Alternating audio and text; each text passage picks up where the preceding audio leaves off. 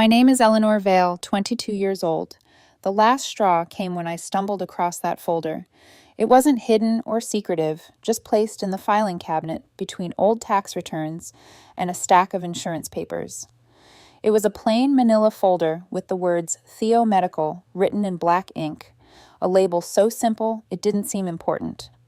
But when I pulled it out and opened it, I couldn't believe what I found. Inside were letters, dozens of them, all dated from when I was 7 to 12 years old, sent by specialists from Johns Hopkins, Mayo Clinic, and Cleveland Clinic, doctors who had recommended treatment for my severe ADHD and dyslexia. They were all ignored, each letter more alarming than the last, urging my parents to get me help. I flipped through them, my hands trembling as I read. Mrs. Vale, the letter from Dr. Turner, the pediatric neurologist, began. Your daughter is clearly struggling.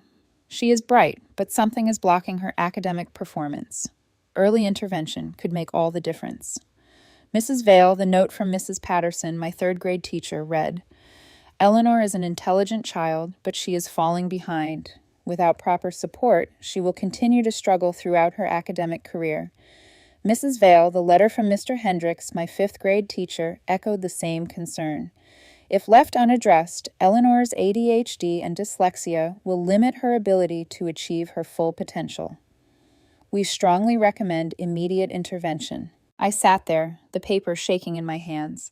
I spent my entire childhood thinking I was just stupid, lazy, a disappointment. My parents never mentioned any of this to me. Instead, Dad would yell at me about my grades, and Mom would sigh, saying things like, "Why can't you just try harder?" I failed classes, got held back in 6th grade, spent lunch periods in detention for not finishing my homework.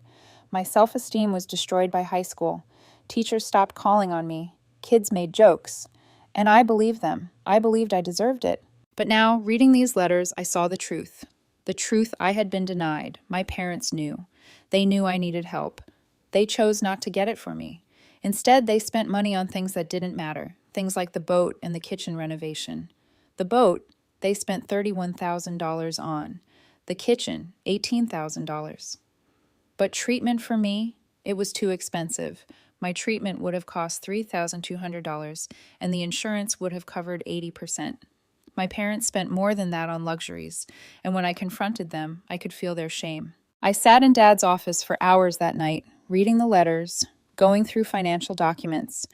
They'd tried to access the trust fund my grandfather had set up for me, $1 million to be used for education and medical expenses, but it had been blocked. My grandfather had put clauses in the trust, explicitly stating that ADHD, dyslexia, and other mental conditions were not considered real medical conditions. My parents had fought to get the money for me, but it was rejected time and time again. I sat there in shock until 2 a.m., unable to believe what I was seeing. The final letter was from Dr. Patricia Osborne, a pediatric neurologist who had been treating me when I was younger. It read, Mr. and Mrs. Vale, your daughter's conditions are highly treatable. Children who receive early intervention go on to succeed in both their college and professional careers. Without it, Eleanor faces a lifetime of struggle. They had never responded to Dr. Osborne. They had never responded to any of the doctors who tried to help me.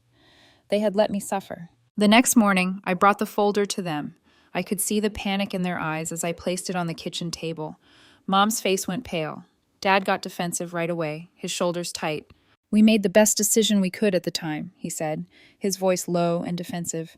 We couldn't afford all of that. Those doctors just wanted money. ADHD and dyslexia are overdiagnosed these days. You let me believe I was stupid, I said, my voice cracking. I could feel the years of hurt pouring out of me, a flood of anger and pain I had buried deep inside. You chose a boat over getting me help. You chose renovations over getting me treatment. Mom spoke up, but there was no empathy in her voice, only defensiveness. You didn't try hard enough. You failed because you didn't apply yourself. I dropped out at 17, I whispered, feeling the weight of my own history. I thought I was too stupid for school. Mom's eyes welled with tears, but she didn't apologize. She just looked away, avoiding my gaze. I couldn't stay in that room anymore. I left, grabbing the folder and heading out the door. I walked for hours, trying to make sense of everything. I couldn't process it. The pain of realizing that my parents, who were supposed to protect me, had ignored me. They had watched me struggle and failed to act. They had let me think I was a disappointment. I didn't know what to do next. How could I go back to them? How could I go back to a family who had let me down so completely? That night, I called Dr. Osborne's office. The receptionist informed me that Dr. Osborne had retired 3 years prior, but her replacement, Dr. Raymond Chen, agreed to see me within a week. I took the first available appointment, hoping against hope that I wasn't too late, that maybe, somehow, I could fix myself. I could still make something of my life. Dr. Chen ran tests, dozens of them. Your dyslexia is severe, he told me gently, and your ADHD is textbook. Both are highly manageable with treatment. The earlier you start, the better, but it's never too late. He connected me with a reading specialist named Colette, who changed everything for me. Within 6 months, I was reading at a normal level. By the end of the year, I had earned my GED.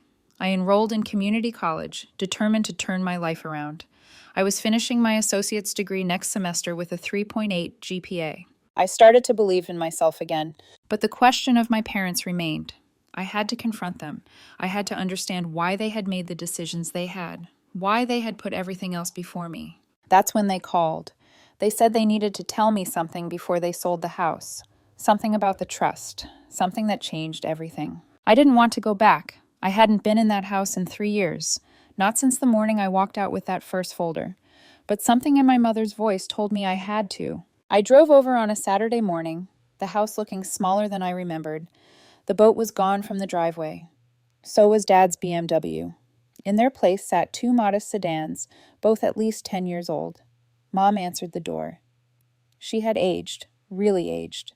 Her hair had gone completely gray, and she had stopped dyeing it. She looked like someone's grandmother, not the woman who'd once spent hundreds on designer clothes while I wore shoes with holes in them. "Thank you for coming," she said quietly, her eyes filled with regret. The house felt different, smaller. The kitchen, the one they had spent $18,000 renovating, now outdated, with crooked cabinets and faded countertops. The living room furniture, once replaced every few years, was now old, worn, and sagging. Everything about the house seemed to reflect the lives my parents had lived, the lies they had told, the compromises they had made. "Dad's in the office," Mom said, her voice barely a whisper. I walked down the hallway where the office door stood ajar. The room looked like it had been ransacked. Boxes everywhere, papers stacked in piles, the filing cabinet open and messy. On his desk, a manila folder sat, this one labeled Theo Trust Fund. My stomach dropped. I opened it with shaking hands. The first document was a letter from my grandfather's estate attorney, dated 6 months before I was born, detailing a trust fund my grandfather had set up for me, $1 million to be used for education and medical expenses. But it wasn't just any trust. It had provisions, strict provisions, that would prevent me from accessing the money unless my parents could prove that I was facing a serious medical condition. ADHD and dyslexia were not considered real conditions in my grandfather's eyes. I sat down hard in Dad's office chair, my mind racing. My grandfather had set this up, not to help me, but to make sure I would never have access to the money. He had decided that my struggles weren't valid, that I didn't deserve help. I looked up at my father, who stood in the doorway, staring at me with a mixture of shame and guilt. "I know you tried," I said softly, my voice breaking, "but you chose him over me." Dad walked into the room, his shoulders slumped. He didn't say anything. He just stood there, quietly acknowledging the truth I had already discovered. It was difficult to reconcile the father I had known with the man standing before me now, the one who had made choices that had hurt me deeply. My anger was undeniable, but the more I thought about it, the more I realized that they hadn't done this out of malice. They'd done it out of desperation, out of pride, out of an unspoken need to maintain the illusion of control over their lives. "You thought I was just lazy," I said, my voice tinged with disbelief. "That's why you didn't get me help. You thought I could just work harder, try harder, and it would all go away." Dad didn't respond right away. He just stood there, his hands shaking slightly as he fidgeted with a pen on the desk. It felt like we were caught in a moment of suspended time, both of us waiting for the other to say something that would change everything. "I didn't know how to help you," he finally admitted, his voice barely a whisper. "I thought if I just pushed you, if I kept telling you to try harder, maybe it would click. Maybe you'd get it. I was so afraid, Eleanor, afraid that if I admitted there was something wrong, I'd be admitting I couldn't fix it." His words hit me hard. I didn't want to feel sorry for him, but part of me did. They had failed me, but they had also been trapped by their own misconceptions, their own pride.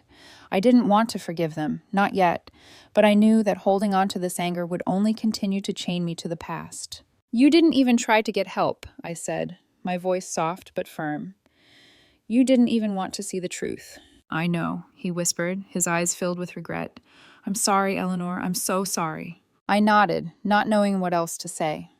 The apology didn't change anything, but it did something I hadn't expected.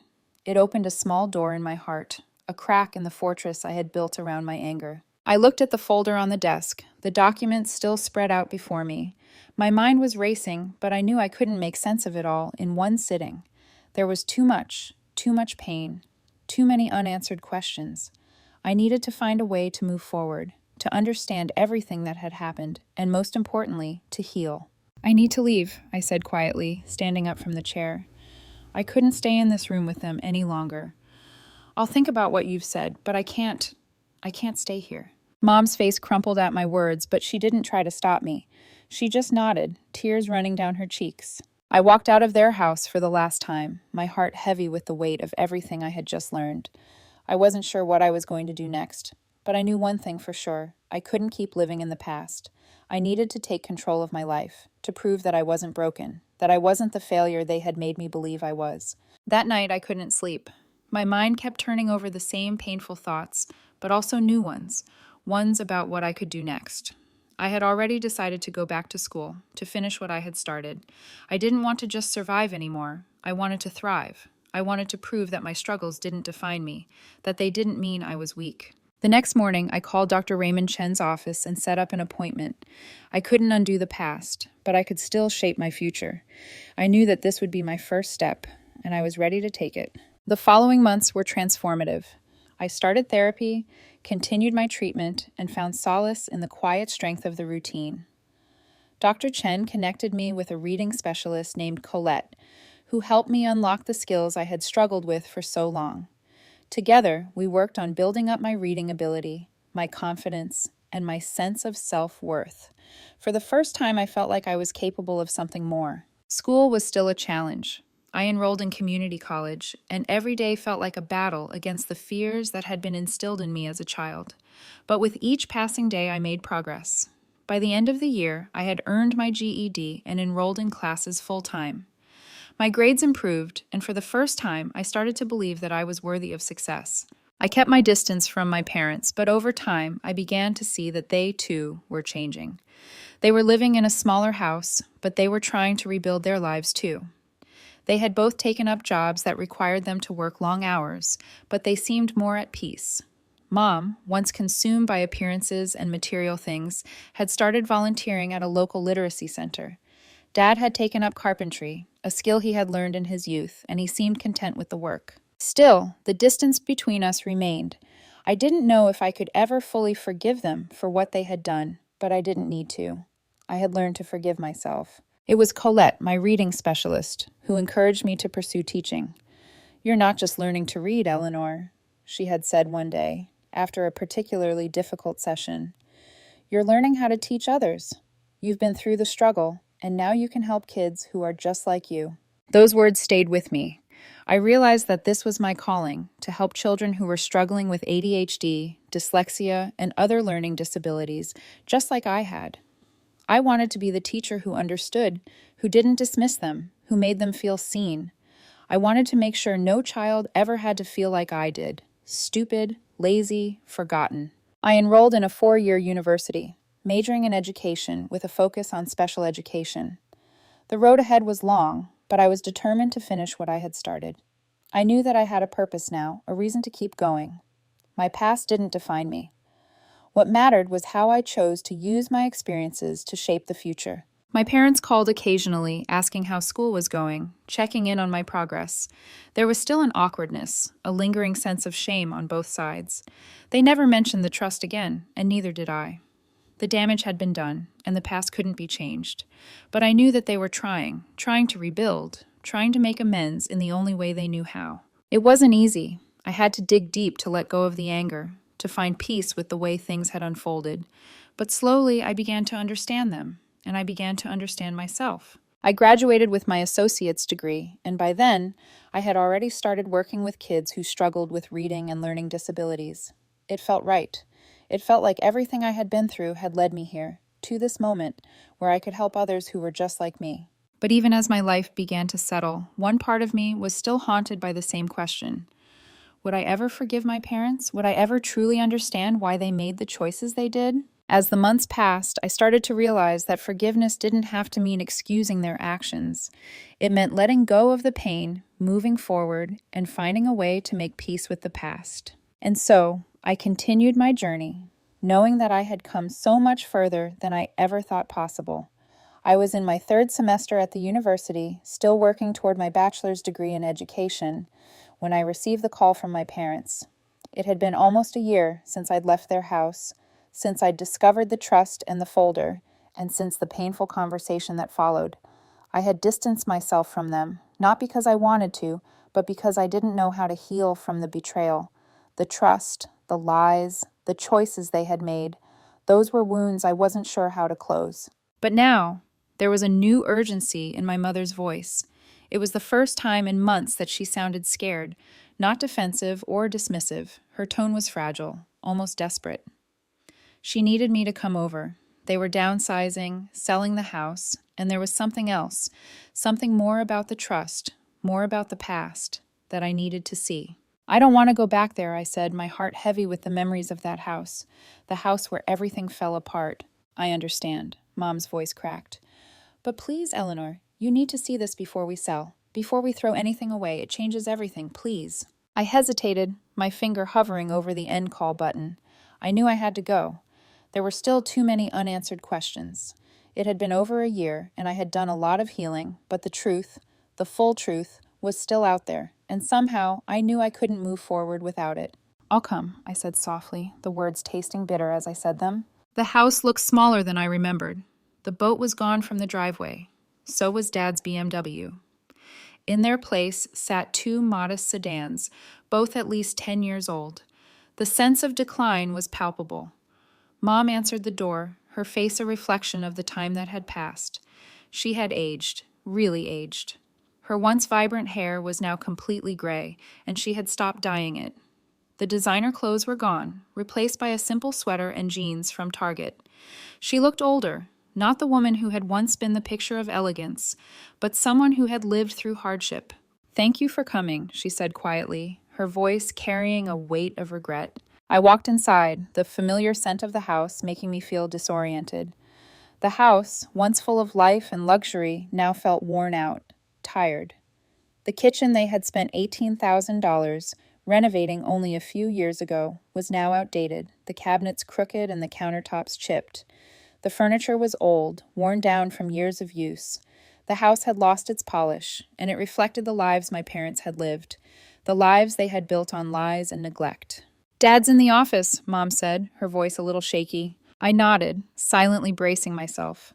I walked down the familiar hallway, my footsteps echoing as I passed the rooms. Dad's office door was slightly open.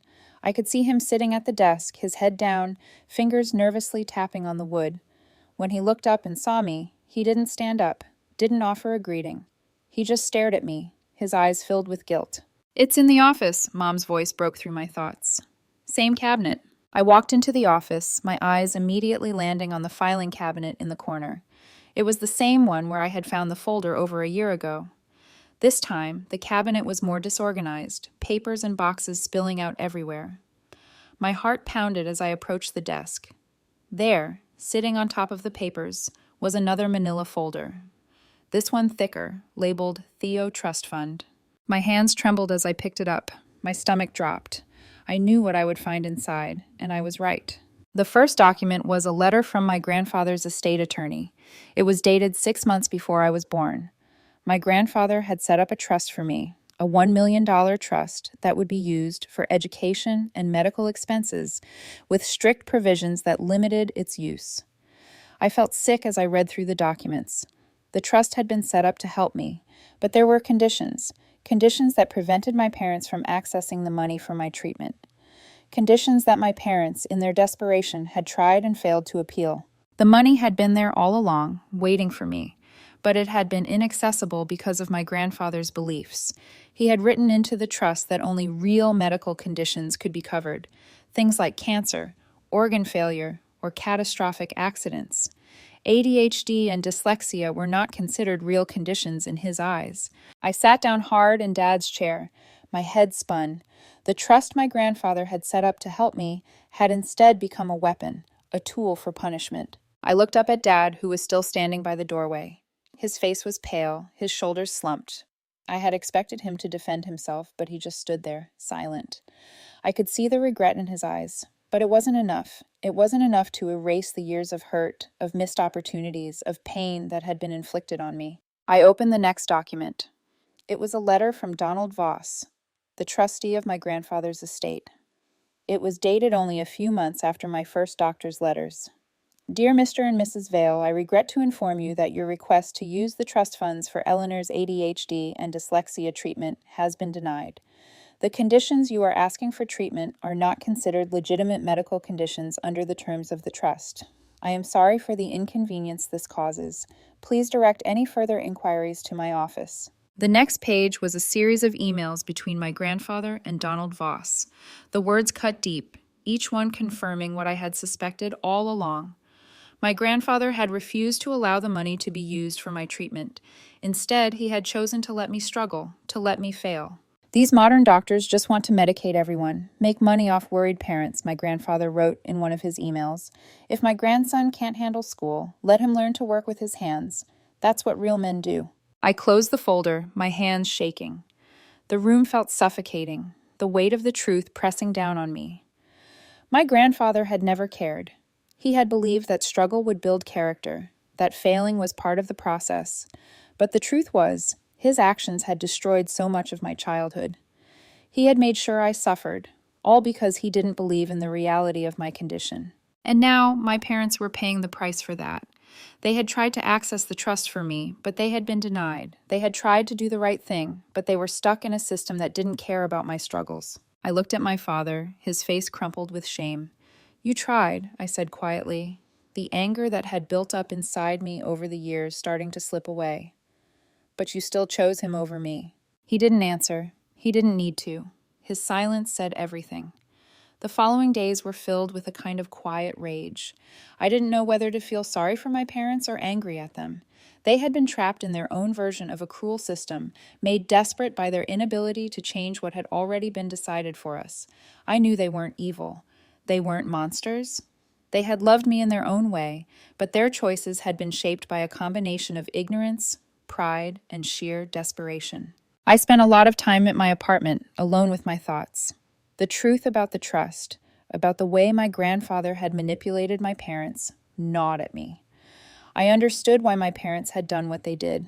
They didn't want me to suffer, and yet, in their misguided attempts to provide for me, they had denied me the one thing I needed most, help. I had taken a small break from school to process everything, to really think about what I wanted to do next. The anger still lingered, but I realized that it wasn't going to serve me anymore. Holding on to it would only continue the cycle of pain. What mattered now was how I chose to move forward, how I could use this knowledge to shape a better future, not just for me, but for others who had faced the same challenges. That's when I made the decision. I wasn't going to let my grandfather's money, or the trauma of my past, define me any longer. I was going to use it, not as a way to get revenge, but as a way to break the cycle of neglect. I would create something good, something that would help children like me, the ones who needed help but couldn't get it because of financial barriers, because of ignorance. I started planning. I reached out to lawyers and educational specialists, seeking advice on how to start a foundation. It would be a foundation that would provide financial assistance for children with ADHD, dyslexia, and other learning disabilities.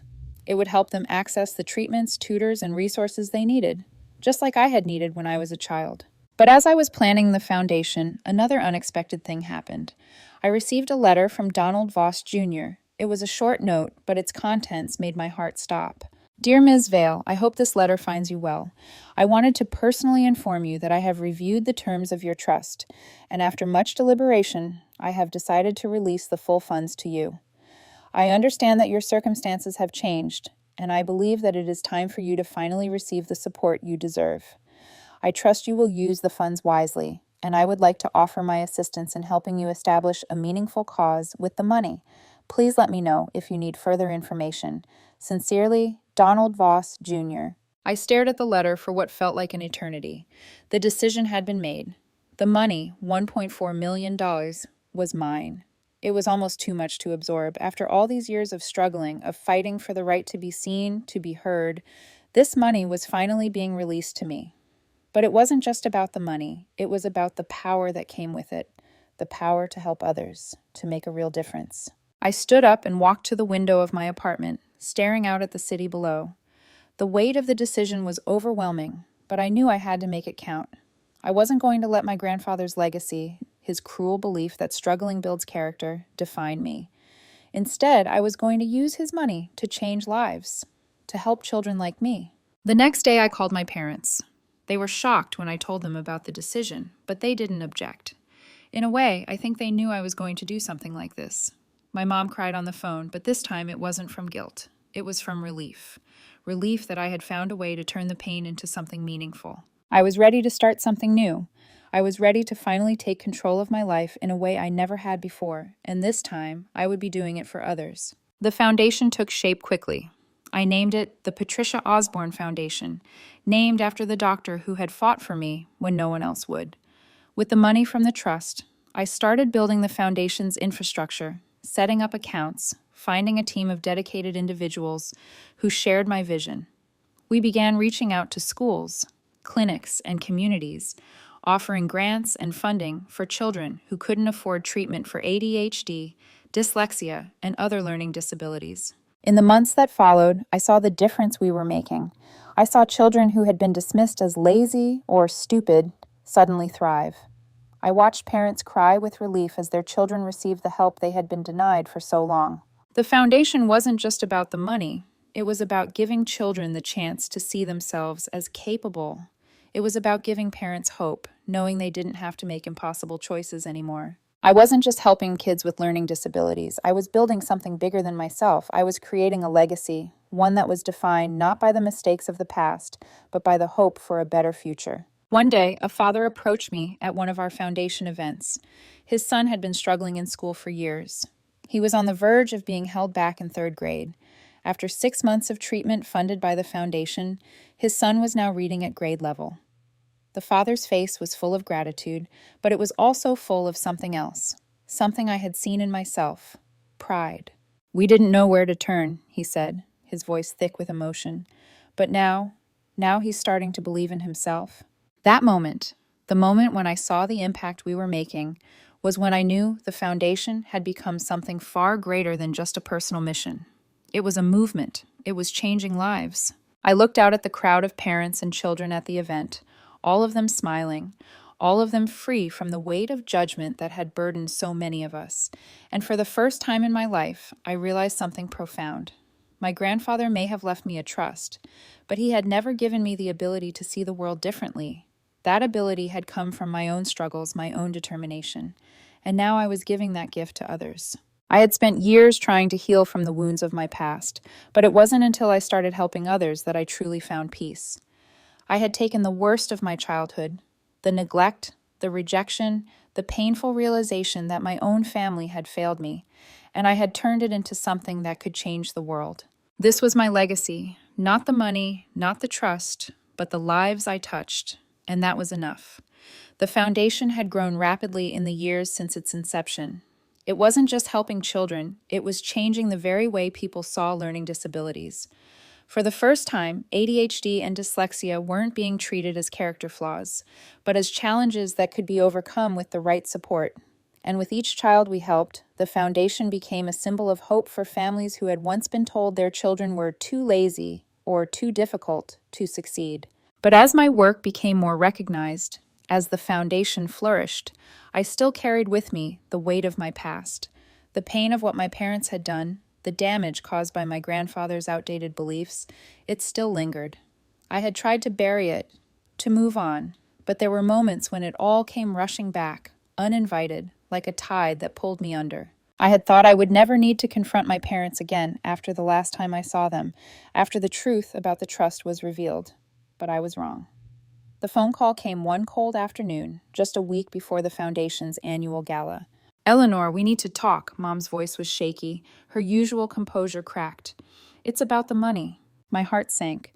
For a brief moment, I was back in that house, sitting at the kitchen table with that manila folder between us.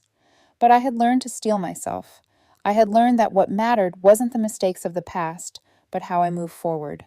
"I'm listening," I said, trying to keep my voice even. "I know you've made a difference with the Foundation, and we're proud of you," she continued, her voice thick with emotion. "But we want to do something for you, for all of it, for everything we've put you through." I couldn't believe what I was hearing. They were offering something, something I never thought they would. Dad's voice came in then, quiet, almost hesitant. "We're donating to the Foundation," he said, his tone filled with a kind of humility I had never heard from him. "We want to match your donation. We want to help make it even bigger. We know we can't make up for what we've done, but we want to try." My chest tightened. It wasn't about the money. It wasn't about their guilt. It was about something much deeper, their acknowledgement, finally, of the pain they had caused and the damage they had done. The moment I had wanted for so long, the moment where they took responsibility, was finally here. But even then, I wasn't sure if I was ready to forgive them. Still, I could feel something softening inside me. The anger I had been carrying for so long was starting to loosen, just a little. I had made my peace with the past. But this was something different. It was their attempt to heal the wounds they had inflicted, and I knew I had to accept it, for my own sake. "I appreciate that," I said, my voice steady despite the emotions swirling inside me. "But we'll have to talk more about how it's used. I want to ensure it's going to the right places, to the children who need it most." They agreed without hesitation. The weeks that followed were filled with planning. I met with my parents more often than I had in years, discussing the logistics of their donation and how to ensure it would benefit the Foundation in the most meaningful way. There were still moments of tension, moments where old resentments crept in, but they were fleeting. Slowly, I began to see a different side of them, one that wasn't just about making mistakes, but about learning from them, about understanding how their actions had hurt me, and about trying to make things right. On the night of the gala, the room was filled with supporters, families, and donors who had all come together for one common cause: helping children with learning disabilities. As the night went on, I felt a sense of pride, not just for the Foundation, but for the journey I had taken to get here. This wasn't just about the work we were doing now. It was about the years of struggle that had led me here, and the fact that I had turned that pain into something positive. I stood on the stage, preparing to give my speech, when I saw my parents across the room. For the first time, they weren't just standing in the background, disconnected. They were there, involved, engaged. Dad gave me a small, tentative smile. Mom's eyes glistened with tears. I didn't know what the future would hold for us, but in that moment, I realized that we had come full circle. I had spent years angry and hurt, unable to understand why they had made the choices they did. But now I saw that they were trying, really trying, to make amends. I took the microphone and looked out at the audience, but my eyes lingered on my parents. "Tonight," I began, my voice steady and confident, "we are here to celebrate something extraordinary. We are here to celebrate the power of second chances, the power of understanding, the power of support." As I spoke, I thought about everything that had led me here: the pain, the betrayal, the journey to find my own worth. But most importantly, I thought about the kids whose lives we were changing. This was what mattered now, not the past, not the hurt, but the future we were building together. "Thank you," I said, my voice breaking slightly.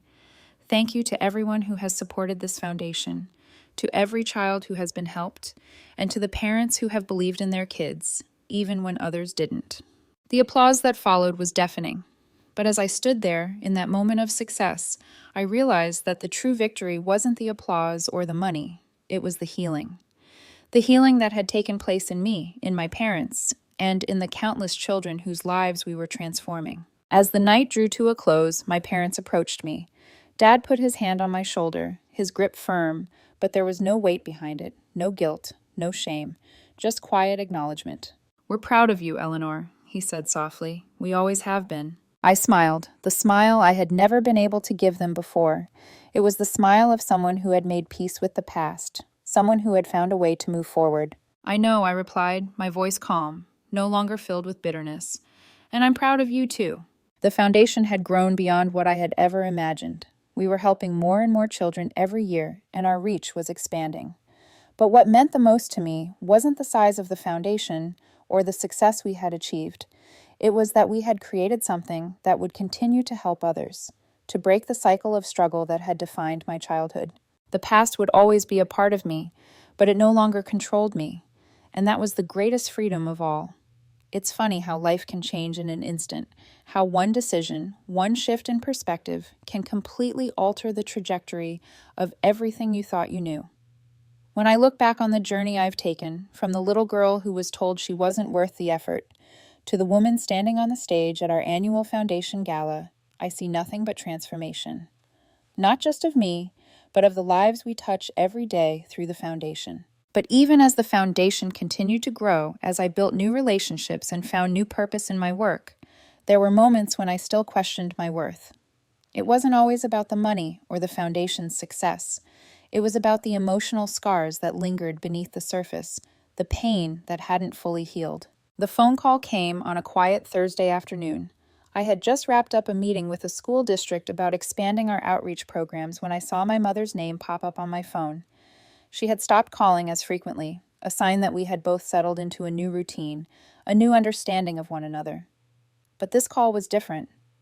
There was a subtle shift in her voice that caught my attention. "I need to tell you something," she said, her voice barely above a whisper. "It's about your father." My stomach dropped. I had been waiting for this moment, the moment when something would shift again, when my parents' past decisions would come to light, when I would have to face the reality of what they had been hiding. "Is everything okay?" I asked, trying to keep the worry from my voice. "It's not about the money," she began. "It's about Dad's health." A cold shiver ran down my spine. I had seen my parents grow older, more fragile in recent years, but I hadn't expected this. My father had always been strong, stubborn even, but as I reflected on our last conversation, I realized how much he had changed. "What's happening?" I asked, my voice tight with fear. "He's sick, Eleanor," Mom said, her voice breaking. "He's been sick for months, but he didn't want to tell you. He didn't want you to worry. But now, he's in the hospital. The doctors say it's serious." I felt my heart race as a flood of emotions swirled inside me. Fear, confusion, anger, and something deeper, something that I had buried for years. I hadn't been ready for this, for the prospect of losing my father, not after everything we had been through, not after all the unresolved pain. "I'll come," I said without hesitation, despite the knot in my stomach. "I'll be there." When I arrived at the hospital, I found my father lying in a bed, hooked up to machines, his face pale and drawn. The man who had once been larger than life now seemed so small, so vulnerable. Mom sat beside him, her hand resting on his. She looked up when I entered, her eyes filled with unshed tears. "Hey, Dad," I said softly, walking up to the bed. He turned his head slowly, his eyes still foggy from the medication. "Eleanor," he rasped, his voice hoarse.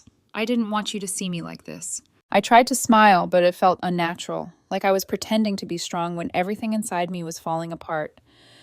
"You don't have to hide from me, Dad. I'm here." He looked at me, his eyes filled with something I hadn't seen in years, regret. "I know I messed up, Eleanor. I've made so many mistakes, so many wrong choices, but I've always been proud of you. You've made something of yourself, despite everything. I don't know how to make up for it, but I wish I could." I felt my chest tighten. The apology I had longed for, the words I never thought I'd hear, were finally coming out of his mouth. But it wasn't enough. It wasn't enough to heal the wounds of the past. "You don't have to make up for anything, Dad," I said softly, my voice shaking.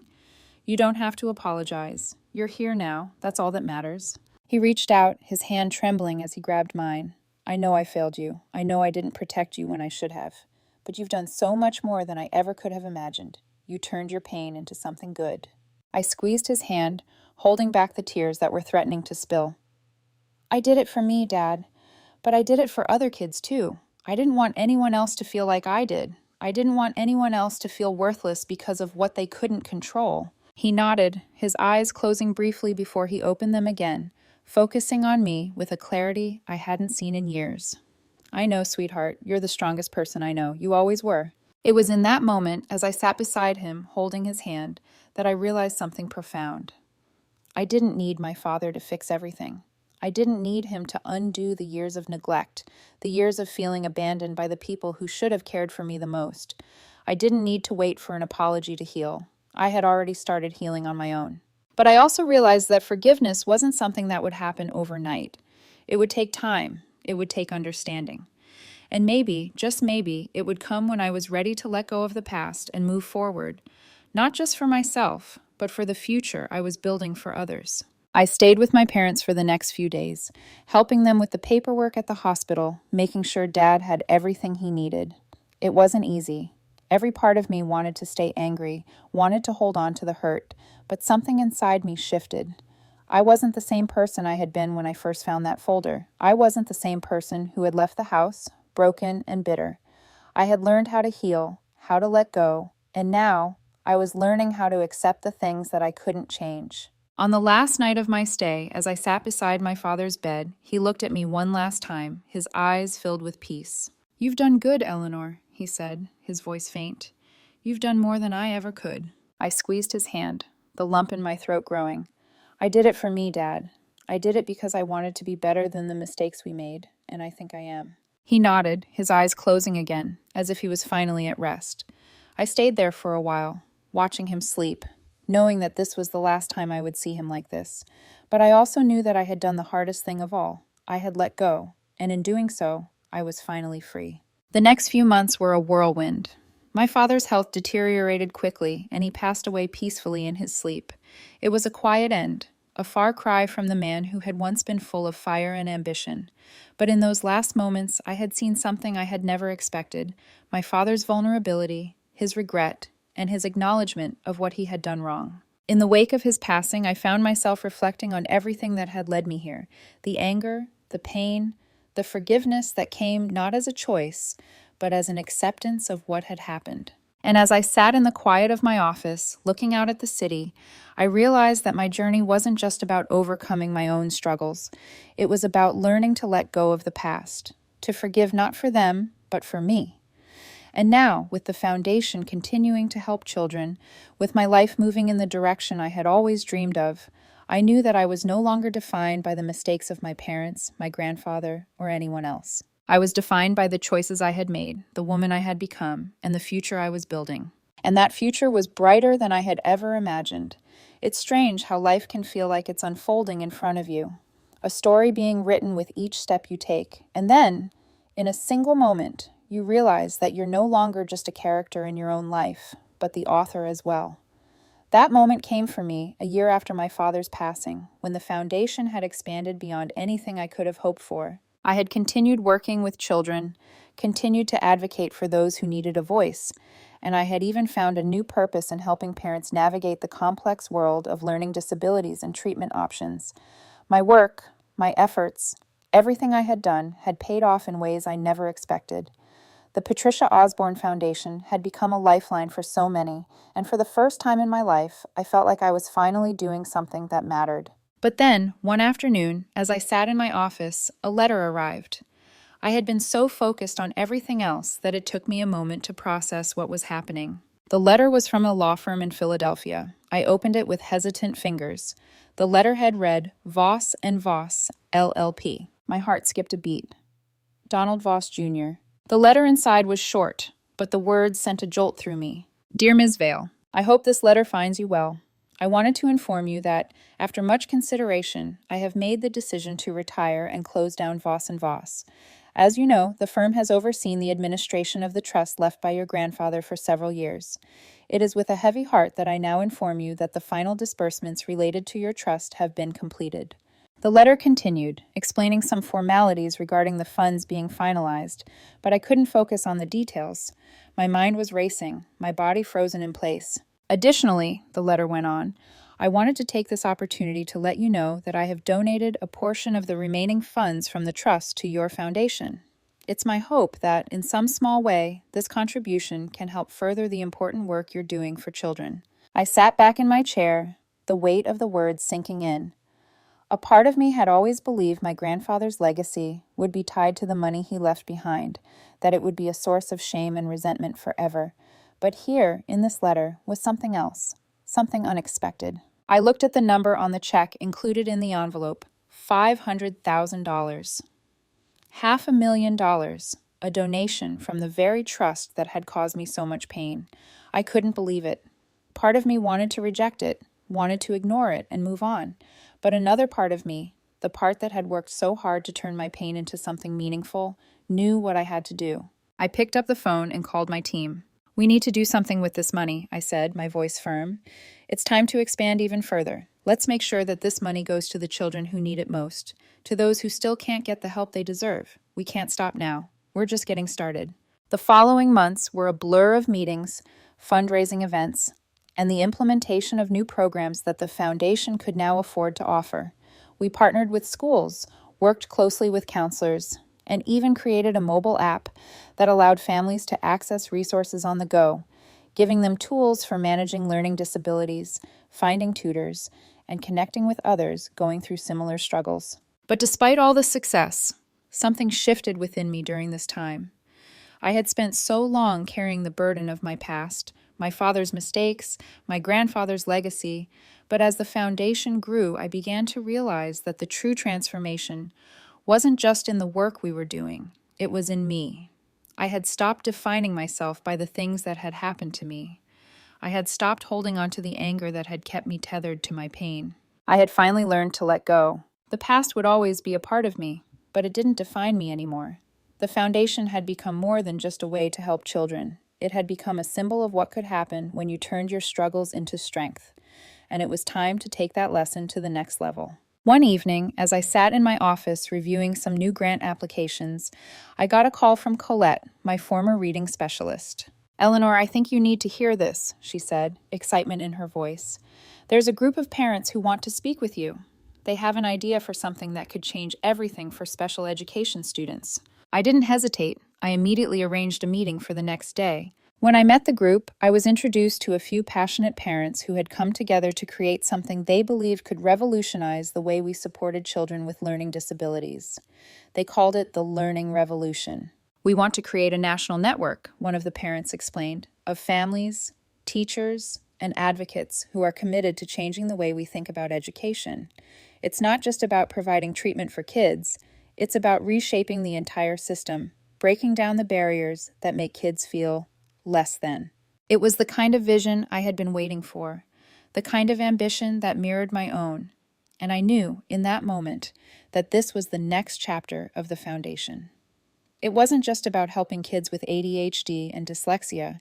It was about creating a world where no child would ever feel like they weren't good enough. Together, we began working on the plan to expand the learning revolution, developing new programs, pushing for policy changes, and partnering with educational institutions. The work was exhausting, but it was also exhilarating. It felt like we were on the edge of something monumental. By the time the next gala rolled around, I stood at the podium once again, my heart filled with pride and excitement. The foundation had expanded beyond anything I could have imagined, and I was now part of something much bigger than myself. We were changing the way people viewed learning disabilities. We were helping parents see their children as capable. We were rewriting the narrative. As I looked out over the crowd, I saw parents, teachers, and children, all of them connected by the same mission, the same drive to change the system. But more than that, I saw myself standing there, not as a product of my past, but as a creator of the future. When the applause died down, I stepped off the stage, my eyes searching for a familiar face. Colette was there, waiting for me, a proud smile on her face. "You've done it, Eleanor," she said. "You've turned your pain into something extraordinary." I nodded, my heart swelling with gratitude. "We've done it," I corrected. "Together." As we walked through the crowd, I felt a sense of peace wash over me. I had spent so many years running from my past, but now I was finally able to embrace it, not as something that defined me, but as the force that had propelled me forward. I had built something beautiful from the broken pieces of my childhood, and now I was helping others do the same. And that, I realized, was the greatest victory of all.